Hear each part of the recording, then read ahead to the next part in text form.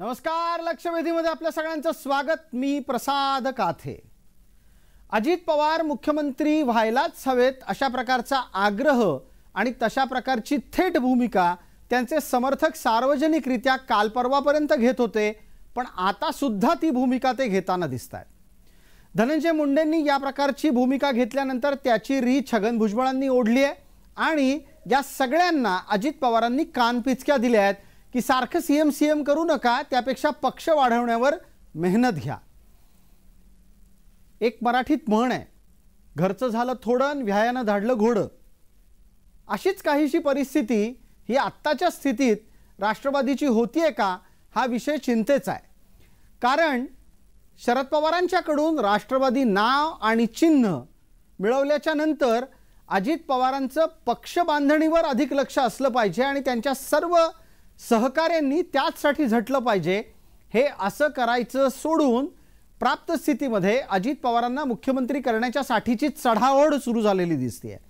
अजित पवार यांच्या राष्ट्रवादीच्या अंतर्गत असलेल्या एकूणच रचनेमध्ये सध्याच्या स्थितीत कार्यकर्ते कमी आहेत, नेते जास्त आहेत. त्यांना या स्थितीला बदलावं लागेल आणि त्यांना कार्यकर्ता तयार करावा लागेल. कार्यकर्त्यांचं जे मोहोळ गेले अनेक वर्ष शरद पवारांनी बांधलं, जपलं, पोसलं, वाढवलं, त्याच प्रकारचं एक नवं मोहोळ दादांना आणावं लागेल आणि त्यासाठी फक्त आणि फक्त घोषणा करून चालणार नाही. अर्थात भूतकाळामध्ये अब की बारी अटल बिहारी अशी ही घोषणा आपण ऐकली आहे आणि सोनिया गांधी आई है नई रोशनी लाई है अशी घोषणा सुद्धा आपण ऐकली आहे. या घोषणा दिल्या जातात, त्याच्या मागे एक भूमिका असते की कार्यकर्त्यांना एक टार्गेट म्हणजे लक्ष द्यायचं असतं. दादांना मुख्यमंत्री करायचं असेल तर त्यासाठी कार्यकर्त्यांना लक्ष देणं निर्धारित करणं गरजेचं होतं. ते करण्यात जरी असलं तरी पण प्राप्त स्थिती लक्षात घ्यायला हवी. राष्ट्रवादी आत्ताच्या घडीला ही भारतीय जनता पार्टीच्या बरोबर सत्तेत आहे. येत्या भविष्य काळामध्ये जर दादांना मुख्यमंत्री म्हणजे अजित पवारांना मुख्यमंत्री व्हायचं असेल तर त्यासाठी त्यांना स्वतःच्या 144 जागा निवडून आणाव्या लागतील. एकनाथ शिंदेंना जसं मुख्यमंत्रीपद मिळालं तसं अजित पवारांनाही मिळेल असं काही आज तरी होऊ शकत नाही. उद्या सुद्धा ते तसंच तात्काळ पद्धतीनं होईल असं काही होणे दिसत नाही. म्हणजेच काय तर स्वबळावर अजित पवार लढायला मैदानात उतरल्याशिवाय आणि 144 जागा किमान स्वतःकडे आणल्याशिवाय अजित पवार काही मुख्यमंत्री होत नाही.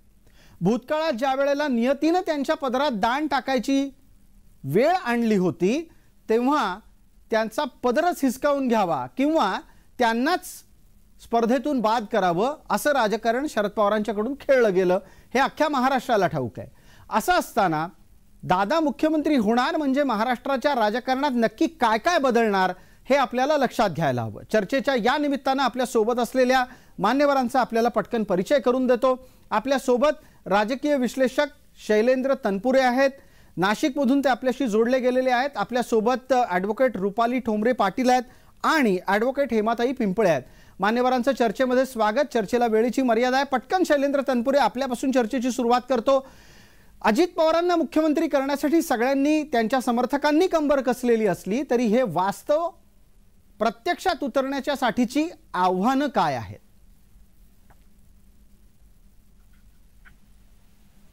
हॅलो जी बोला शैलेंद्रजी, आपला आवाज अतिशय नीट येतोय, आपण बोलायला सुरुवात करावी. नमस्कार. नमस्कार. एक चांगला विषय तुम्ही हाती घेतला प्रसादजी, धन्यवाद. खरं तर आव्हानं खूप आहेत, परंतु सध्याचं एकूणच आघाड्यांचं राजकारण पाहता कोण केव्हा मोठ्या पदावर जाईल आणि कोणाला कशी संधी मिळेल याचा काही आदमास भल्या भल्यांनाही लागत नाही.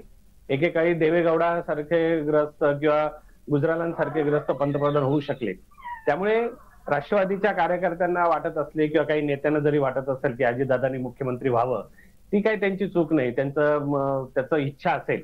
परंतु सध्याची जी घडी आहे ती अतिशय लवचिक आहे, अतिशय नाजूक आहे.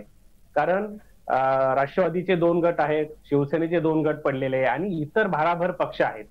प्रत्येकाचा राज्याच्या एकूण राजकारणात कुठे कुठे काही लोकांचा 1% वाटा असेल, काहींचा 5%, काहींचा 40% वाटा असेल. तर तो वाटा कसा वाढवता येईल यासाठीचं जे काही काम आहे ते सर्वप्रथम राष्ट्रवादीच्या अजित पवार गटाला करावं लागेल. कारण की सध्या जो कौटुंबिक संघर्ष त्यांचा सुरू आहे. समजा उदाहरण आपण घ्यायचं की बारामतीला सुप्रिया सुळेंच्या विरोधात सुनेत्रा पवारांना उभं करण्याची योजना प्रत्यक्षात येईल न येईल हा भाग वेगळा, परंतु असं वातावरण निर्माण केलं गेलंय. त्यामुळे राष्ट्रवादीचा अजित पवार गट आणि राष्ट्रवादीचे शरद पवार गट हा जर कौटुंबिक कारस्थानात जर गुंतून राहिला तर मग बाहेर ते कसा वेळ देणार आणि मुख्यमंत्री पदापर्यंतची जी वाटचाल आहे ती कशी पूर्ण करणार हा मोठा प्रश्न आहे. राष्ट्रवादी एकसंघ होता तेव्हा देखील त्यांना साधारणतः 50च्या वर 52-55 जागांपेक्षा जास्त जागा मिळवता येऊ शकलेल्या नाहीत विधानसभेमध्ये. शरद पवारांचा पीक पिरियड असताना त्यांचे अतिशय चांगल्या पद्धतीचे कारकीर्द चालू असतानाही हे जमू शकलं नाही. आता तर त्यांची दोन शक्ल झालेली आहेत. शरद पवारांच्या मागे कार्यकर्त्यांचं मोहोळ असलं आणि नेते कमी असले तरी त्यांच्या मागे सहानुभूती आहे असं आपल्याला म्हणता येईल. अजित पवार एका वेगळ्या ध्येयानं वेगळी वाटचाल त्यांनी सुरू केलेली आहे. तर हा सगळा जो पट आहे तो अत्यंत आव्हानात्मक आहे. आणि जसं तुम्ही म्हटला की दोन नेत्यांना असं वाटतंय की त्यांनी मुख्यमंत्री व्हावं, तसं अनेकांना वाटत असेल, परंतु ते पाहिजे तेवढं सोपं नाहीये एवढं मात्र निश्चित. बिलकुल. शैलेंद्रजी, या चर्चेतल्या पुढच्या टप्प्यातही मी आपल्यापर्यंत पोहोचेन. दरम्यान आता राजकीय प्रतिक्रिया लक्षात घेण्याची गरज आहे. पहिली संधी मी पटकन रुपालीताई आपल्याला देतो. रुपालीताई, ज्या वेळेला शक्य होतं तेव्हा दिलं नाही, आता मागण्याच्यासाठीचा संघर्ष सुरू आहे, किंबहुना मिळवण्याच्यासाठीचाही संघर्ष सुरू आहे. राष्ट्रवादी ही मुळात संपूर्ण महाराष्ट्राला पश्चिम राष्ट्रवादी पार्टी म्हणून लक्षात येते. या पक्षामध्ये बहुतेक करून सरंजामे होते आणि ही सगळी सरंजामांची पार्टी म्हणून आत्तापर्यंत ओळखली होती. आता ही नवी राष्ट्रवादी समोर आहे. अजित पवारांचं नेतृत्व त्या राष्ट्रवादीला लाभलंय. तुमच्या समोरचं खरं आव्हान सामान्यांना ताकद देण्याचं आहे आणि सामान्यातून नेते उभं करायचं आहे. हे जमणार आहे का? कारण हे जमल्याशिवाय ना नेता निवडून येणार, ना निवडून आल्याशिवाय तुमचे दादा मुख्यमंत्री होणार.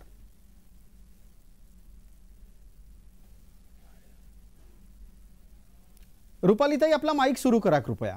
आपला माईक कृपया सुरू करा. नक्कीच मुख्यमंत्री बनण्यासाठी, कोणालाही मुख्यमंत्री बनायचं असेल तर 144 आमदार असणं टार्गेट ते गरजेचं आहे. परंतु तुम्ही येणाऱ्या काळामध्ये जर राजकारणाची परिस्थिती बघितली तर तुमच्या लक्षात येईल की जे काही दादांना मुख्यमंत्री ज्यांना ज्यांना बनवायचं आहे ते तुम्ही तुमच्या म्हणण्यानुसार जे तुम्ही म्हणताय की संघटनाच्या ह्याच्यामध्ये, तर दादांनी परवाच्या कालच्या युवकच्या कार्यक्रमामध्ये नेत्यांची इच्छा, कार्यकर्त्यांची इच्छा, युवकांची इच्छा, महिलांची इच्छा या ज्या काही आहेत ते करत असताना तुम्ही लोकांमध्ये जाऊन काम करणं गरजेचं आहे. लोकांकडनं जेवढे जास्तीत जास्त राष्ट्रवादी काँग्रेस पार्टी घराघरात विचार पोहोचवणं गरजेचं आहे हे दादांनी स्पष्टपणे सांगितलं. आणि संघटना बांधणीसाठी आता जेव्हा राष्ट्रवादी वेगळी झाली, म्हणजे मोठे साहेब आणि दादा हे वेगळे झाल्यानंतर आमचा महिलांचा मेळावा झाला, युवकांचा मेळावा काल झाला, त्याच्यानंतर आता युवतींचा होईल. दादांकडे जी काम करण्याची शैली आहे, महाराष्ट्रातल्या जनतेचा जो कोणी माणूस त्यांच्याकडे प्रश्न घेऊन येतो तो दादा त्या प्रश्न मार्गी लावतात. त्याच्यामुळे कार्यकर्त्यांच्या इच्छा आहेत की दादांनी मुख्यमंत्री झालं पाहिजे. आणि जो 144 ची तुम्ही जी फिगर म्हणताय, आता येणाऱ्या काळामध्ये राजकारणाची समीकरणच बदललेली आहेत. आम्ही महायुतीमध्ये आहोत, त्याच्यामुळे दादा मुख्यमंत्री बनू शकतात असं काही. आता तोच 144 राष्ट्रवादी काँग्रेस पक्षाचा आकडा असण्यापेक्षा 3 पक्षांचा मिळून येणारा जो काही आकडा आहे त्याच्यावर सुद्धा मुख्यमंत्री दादा होऊ शकतात. पण रुपालीताई, आपल्याला परत असं वाटतं की जास्त जागा असलेला भाजप पुन्हा एकदा आपल्यापेक्षा कमी जागा असलेल्या माणसाला संधी देईल आणि तो त्यांना मुख्यमंत्री बनवेल? राजकारणामध्ये काय होईल उद्या याची गणित आता आम्ही बांधूच शकत नाही. परंतु महायुतीमध्ये जी काही जागा वाटप होईल त्याच्यामध्ये नक्कीच राष्ट्रवादी काँग्रेस पार्टी जी काय आम्हाला जागा मिळणार आहे ती जास्तीत जास्त निवडून आम्ही आणू. आणि त्याच्यानंतर वरिष्ठ नेते ठरवणार आहेत की कोण. शेवटी मला सांगा, हो शिंदे साहेब झालेच ना मुख्यमंत्री, पण आम्हाला आमच्या कार्यकर्त्यांची इच्छा आहे की दादांनी मुख्यमंत्री झालं पाहिजे. त्याच्यामुळे उद्याच्या राजकारणात काही होऊ शकतं. भाजप देणार की नाही देणार ही सगळी वरिष्ठ नेते एकत्र बसून ठरवतीलच ना. ठीक आहे, शिंदे झालेच की नाही मुख्यमंत्री, अगदी बिलकुल हाच एक कळीचा मुद्दा असतो. शैलेंद्र तनपुरे आपल्यापर्यंत येतो. हेमाताईंच्या चेहऱ्यावरचं हसू मी टिपलेलं आहे. हेमाताई, आपल्यापर्यंत प्रश्नांसाठी मी पोहोचणारच आहे. पण शैलेंद्रजी, या गोष्टीचा खुलासा करा आणि कृपया याचं एक विश्लेषणात्मक उत्तर तुम्ही दादांच्या तमाम समर्थकांना देऊन टाका. अजित पवार ही मुख्यमंत्री होऊ शकतात कारण शिंदे झाले की नाही मुख्यमंत्री, शिंदे मुख्यमंत्री होऊ शकतात, त्याच स्थितीत अजित पवार मुख्यमंत्री होऊ शकतात का? असं लॉजिक काही लावता येणार नाही. आणि मला असं वाटतं रुपाली ताईंचं म्हणणंही वेगळं असावं, कारण की ते झाले म्हणजे आम्ही होऊ शकतो. ते इतकं सहज राजकारण नसतं. राजकारण कधीच 2+2 = 4 नसतं. एक तर ते 2+2 5 होऊ शकतं, 2+2 = 3 होऊ शकतं. त्यामुळे तो प्रश्नच येत नाही. एकनाथ शिंदे ज्या स्थितीत मुख्यमंत्री झाले तो अत्यंत वेगळा काळ आहे. एक पक्ष त्याची जी काही परिस्थिती होती ती फुटून ते बाहेर पडले आणि भारतीय जनता पक्षाला एकूणच जे काही राजकारण घडवायचं होतं, एकूणच त्यांना महाराष्ट्राची सत्ता ताब्यात घेण्याच्या दृष्टीने जे जे करायचं होतं त्याची ती एक सुरुवात होती आणि त्यातून त्यांनी शिवसेनेतल्या काही लोकांना फोडलं. बेसिकली भारतीय जनता पक्षाचे 100+ हे आमदार आहेत आणि त्यांना थोड्या आमदारांची गरज होती आणि ती त्यांनी पुरवली. आणि एकनाथ शिंदेना मुख्यमंत्री केलं कारण की महायुती जी पूर्वीची महायुती जी शिवसेना आणि भारतीय जनता पक्षाची युती ती त्यामध्ये शिवसेना हा मोठा भाऊ होता. अनेक वर्ष 25 वर्ष त्यांची युती झाली. परंतु जेव्हा युती तुटल्यानंतर शिवसेनेचं जे अस्तित्व राज्यभर आहे त्याला कुठेतरी तडा देण्यासाठी म्हणून जी काही धोरणं भाजपने आखली असतील त्यातला एक हिरा किंवा एक मोहरा म्हणून ते शिंदेकडे बघतात आणि शिंदेना मुख्यमंत्री त्यासाठीच केलं की त्या निमित्तानं शिवसेनेचं खच्चीकरण करता येईल. त्यामुळे ही स्थिती पूर्णतः वेगळी. अगदी म्हणजे थोडक्यात तुमचं असं म्हणणं आहे की जी पॅरामीटर्स किंवा जी समीकरणं शिंदेसाठी लागू झाली ती अजित पवारांसाठी लागू होऊ शकणार नाही. चर्चेला पुढे नेऊयात. हेमाताई पिंपळे यांच्यापर्यंत जाण्याची गरज आहे. आज आपल्या पॅनलवर दोन्ही महिला या वकिलीत निष्णात आहेत आणि त्या वकिली डावपेच वकिलीच्या पद्धतीनं आपापल्या भूमिका मांडतील.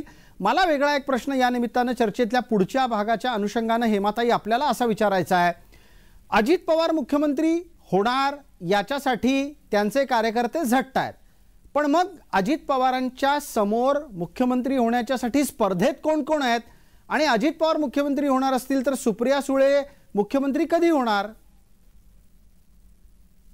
प्रसाद सर नमस्कार. नमस्कार. आता आपण चर्चेचं जे सुरुवातीला जे इव्हॅल्युएशन केलं ते अतिशय चांगलं केलं आणि पवार साहेबांबद्दल ज्या काही बाबी सांगितल्या त्या अतिशय सकारात्मक होत्या. आता अजितदादा हे पवार साहेबांच्या मुशीत तयार झालेले आहेत. त्यामुळे ते जे म्हटले की त्यांना जर मुख्यमंत्री पदासाठी लॉन्च करत असतील कार्यकर्ते तर त्यामध्ये मला काही आक्षेप घ्यायची जरुरी नाही. मी एक कार्यकर्तीच आहे. आपला नेता मुख्यमंत्री व्हावा जसं आम्हाला पवार साहेब पंतप्रधान व्हावे वाटत होते, परंतु वास्तव पवार साहेबांना माहिती होतं की आपली जी मॅजिक फिगर आहे ती अतिशय 2 डिजिट पर्यंत पण नाही, त्यामुळे आपण त्या पदापर्यंत पोहोचू शकत नाही. ही रियालिटी ते जाणून होते. तसंच अजितदादा सुद्धा ती रियालिटी जाणून आहे की 144चा हा जो मॅजिक फिगर आहे तो क्रॉस करणं एवढं सोपं नाही. आता शैलेश सरांनी शिंदे साहेबांचा जो उल्लेख केला आणि आमच्या भगिनी पूर्वाश्रमीच्या सहकारी जे बोललाय की शिंदे झालेच ना मुख्यमंत्री, त्या अतिशय कॅज्युअली ते बोलल्या, परंतु ते इतकं कॅज्युअल राजकारणात चालत नाही. लॉर्ड मिंटोचं मला एक इथं आठवतं डिव्हाइड अँड रूल पॉलिसी जी आहे. मला वाटतं ब्रिटिश आपल्या देशामधून गेले, परंतु डिव्हाइड अँड रूल पॉलिसी ही आंदन दिली का काय भारतीय जनता पार्टीला असं वाटण्यासारखं चित्र महाराष्ट्रात आणि संपूर्ण देशामध्ये निर्माण झालंय.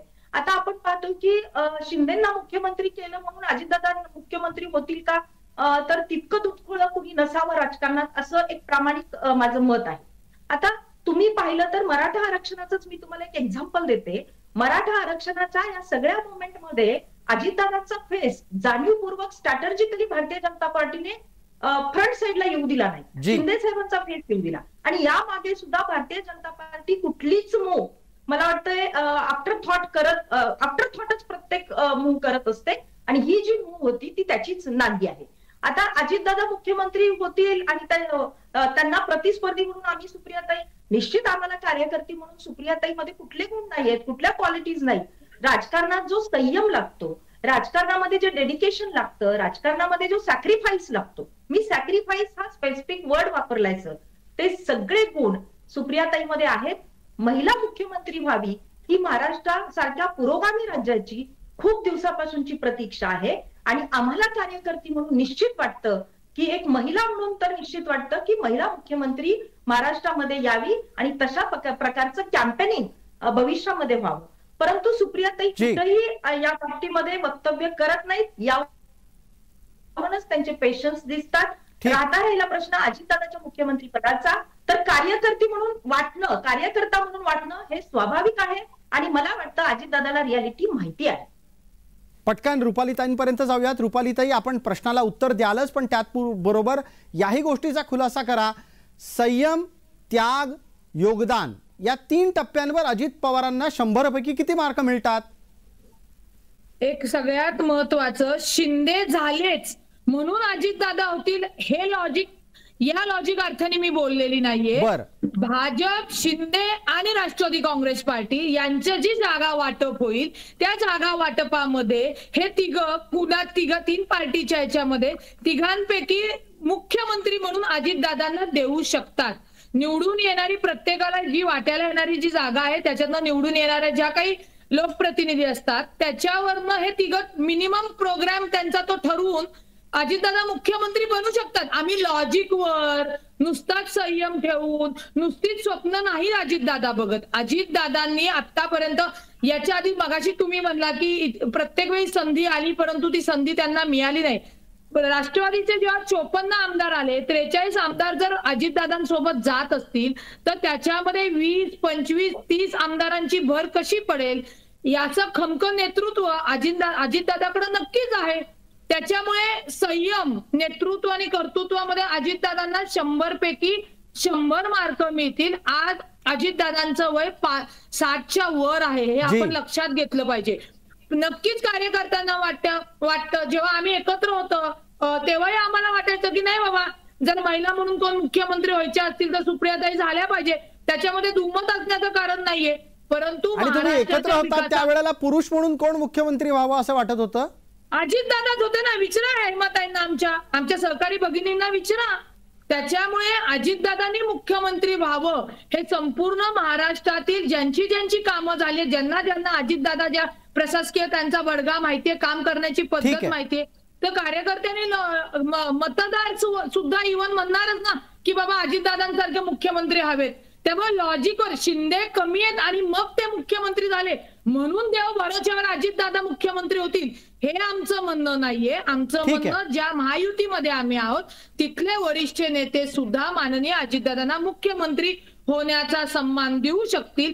अगदी राजकारणात काहीही घडू शकतं, हेही एक वाक्य आहे. आणि 2019ला उद्धव ठाकरेंनी तर राजकारणात अमुक गोष्ट होऊच शकत नाही या वाक्यालाच निस्तनाबूत करून टाकलेलं आहे. पटकन शैलेंद्र तनपुरे यांच्यापर्यंत जाण्याची वेळ आहे. शैलेंद्रजी, राजकीय विश्लेषक या नात्यानं मला एका गोष्टीचा खुलासा आपल्याकडून लागेल.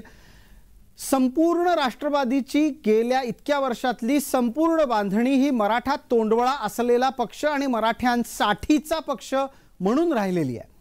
याच्या पलीकडे जाण्याच्यासाठी त्यांना अंतर्गत आव्हानं होती म्हणून ते कायम 40 ते 50, 60 याच्या दरम्यान खेळत राहिले.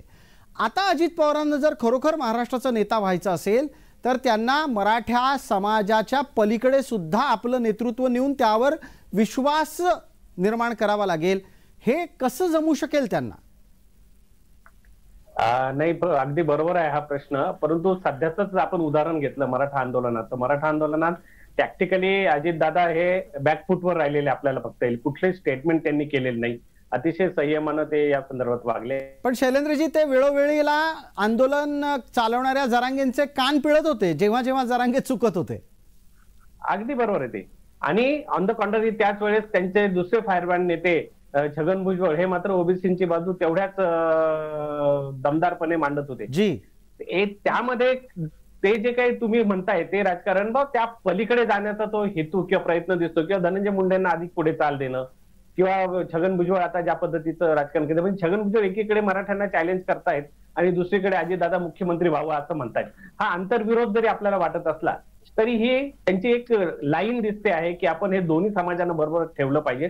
परंतु विद्यमान परिस्थिती पाहता अतिशय गंभीर अशी परिस्थिती या दोन्ही नेत्यांच्या एकूण, म्हणजे जरांगे पाटील असतील किंवा भुजबळ असतील, ज्या पद्धतीचं त्यांचं बोलणं आणि समाजाधारित जे बोलणं चालू आहे ते अजित पवारांच्या पुढच्या सगळ्या वाटचालींना खडतर होईल, ते आव्हान म्हणून पुढे येऊ शकतं असं मला वाटतं. अगदी हेमाताईंपर्यंत पुढच्या प्रश्नाच्या निमित्तानं जातो. हेमाताई, एका गोष्टीचा खुलासा आपण पटकन करा की अजित पवारांच्या मुख्यमंत्री पदाच्या दरम्यानच्या आव्हानांची चर्चा शैलेंद्र तनपुरेजी यांनी केली. शैलेंद्रजी यांच्या मतांच्या निमित्तानं एक प्रश्न मी आपल्यासाठी असा विचारतो की प्राप्त स्थितीमध्ये जी रचना उभी राहतीये त्यात जर अजित पवार मुख्यमंत्री होणार असतील तर स्वाभाविकरित्या ही शिंदेंच्या विद्यमान मुख्यमंत्री पदाच्या साठीच्या आव्हानाची नांदी समजावी का? काय सर, हे 3 भिडू आहेत, त्यानंतर आता 4थे भिडू येऊ पाहतायत.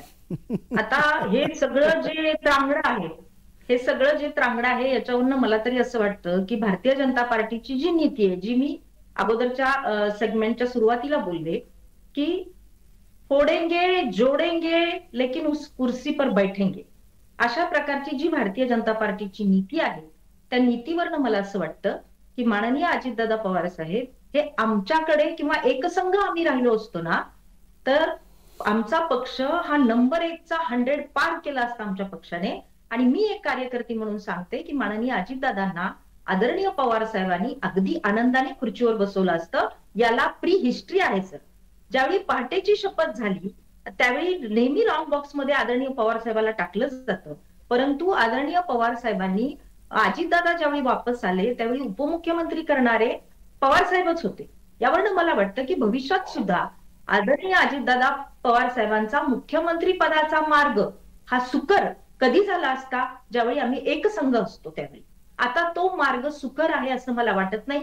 शैलेंद्रजी मला वाटतं राजकीय विश्लेषक आहेत आणि राजकीय विश्लेषकांनी मांडलेलं मत हे थोडंसं फॅक्च्युअल असतं, म्हणून मी त्या मताला किंमत देते. ठीक आहे, आपण असं म्हणता आहात की अजित पवार प्रसंगी एकत्र राहिले असते तर मुख्यमंत्री झाले असते. चर्चेच्या शेवटच्या टप्प्यात रुपाली ठोंबरे पाटील आपल्या सोबत आहेत. त्यांना मी हा प्रश्न विचारू इच्छितो की रुपालीताई, इतिहास आठवा आणि इतिहास आठवत असताना आत्ताच्या घडीला अजित पवारांनी फारकत घेऊन वेगळी भूमिका मांडत असताना केलेली वक्तव्य आठवा. संधी आली तेव्हा अजित पवारांना मुख्यमंत्रीपद दिलं नाही. हसं करायची वेळ आली तेव्हा अजित पवारांना सकाळी शपथविधी घ्यायला पाठवून दिलं. इतकंच नाही तर अजित पवारांच्या मुख्यमंत्री पदाला पक्षातच कसे काटे पेरले गेले हे अख्ख्या महाराष्ट्राने पाहिलंय. त्यामुळे एकसंघ राहिला असतात तर अजित पवारांनाच मुख्यमंत्री पदाची संधी मिळाली असती.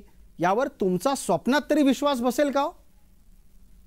अजिबात बसणार नाही. कालच्या मेळाव्यात सुद्धा 2014ला भाजपला दिलेला पाठिंबा त्यांनी मागितलेला नसताना त्याच्यानंतर 2016 मधलं 2017 मध्ये म्हणजे प्रत्येक वेळी भाजपला पाठिंबा देत असताना अजितदादांना पुढं करण्यात आलं आणि त्या कमिटमेंट जेव्हा मागं घेण्यात आल्या त्यावेळी अजितदादांनी आणि दादा हे कमिटमेंट पाळणार आहेत.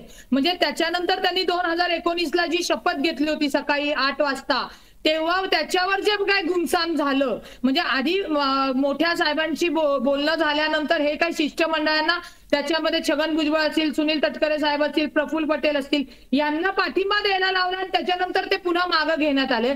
या सगळ्या गोष्टीला कंटाळून शेवटी दादांनी एक निर्णय घेतला. मोठ्या साहेबांनी सुद्धा राजीनामा दिला होता. म्हणजे कुठली वाईट परिस्थिती आली की अजितदादांना पुढे नावं ठेवायला आणि करायला ही जी काही साहेबांच्या सोबतची नासकी लोक आहेत ना ही सगळं त्याचं ते प्रकरण दादांवर फोडण्याची जी त्यांची प्रक्रिया होती दादांनी त्याला छेद दिला.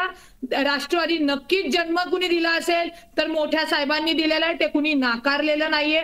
परंतु अजितदादांनी वारंवार जे सांगितलं की तुम्ही कधी थांबणार आहात की नाही, तुम्ही लेकावर पुतण्यावर विश्वास ठेवणार आहात की नाही, याच्यावरनं राष्ट्रवादी काँग्रेस पार्टी ही वेगळी झाली. आज चिन्ह पक्ष मिळालेला आहे. त्याच्यामुळे एक संघ जर राहिला असता तर मला अजूनही खात्री नाही की माननीय अजितदादा मुख्यमंत्री होऊ शकले असते. ह्याच कुरगुडी याच गोष्टी सतत चालू राहिल्या असत्या. असो, आता राष्ट्रवादी काँग्रेस पक्षाचे राष्ट्रीय अध्यक्ष अजितदादा आहे आणि येणारा काळ सांगेल की दादा मुख्यमंत्री होत आहेत का नाही होत. बिलकुल आपल्याला वेळेची मर्यादा आहे. हेमाताईंना एक नैसर्गिक न्यायानुसार उत्तराची संधी देतो. 30 सेकंद उरली आहेत. हेमाताई, कृपया वेळेत आपलं उत्तर संपवा. नाही, आता रुपालीताई जे बोलल्या की अजितदादांवर कुरघोडी वगैरे असं काही नाही. तुम्ही जे परसेप्शन क्रिएट करायचा प्रयत्न करताय, जनता एवढी दुधखोळी नाहीये. जनतेला हु इज राईट आणि हु इज रॉंग सगळं माहितीये. मी अजितदादांना रॉंग बॉक्स मध्ये टाकायचा कधीही प्रयत्न केला नाही. माझं हेच मत आहे की अजितदादांच्या कार्यकर्त्यांना वाटणं स्वाभाविक आहे. पण प्रसाद सर, मला एक छोटासा इथं मुद्दा मांडायचा आहे की आपलं जे म्हणणं होतं की सगळी नेते मंडळीची मांदियाळी तिकडं आहे. उलट आता खरी कसोटी महाराष्ट्राची आहे की सगळ्या नेते मंडळीची मांदियाळी एका बाजूला आहे आणि आम्ही सगळे सर्वसामान्य कार्यकर्ते, लाभार्थी नसलेले आम्ही सगळे कार्यकर्ते एका बाजूने आहोत. आता खरी परीक्षा आहे पुरोगामी महाराष्ट्राची. ठीक आहे, आपण त्या निमित्तानं चर्चेत परत भेटत राहू आणि त्या निमित्तानं आपण व्यक्त केलेल्या आजवरच्या निरीक्षणांची परीक्षा चाचणी विश्लेषण करत राहू. तुर्तास आपण सर्व मान्यवर चर्चेत सहभागी झालात त्याबद्दल आपले मनपूर्वक आभार. लक्षवेधीच्या या चर्चेत तुर्तास इतकंच. सर्व प्रेक्षकांना जय महाराष्ट्र.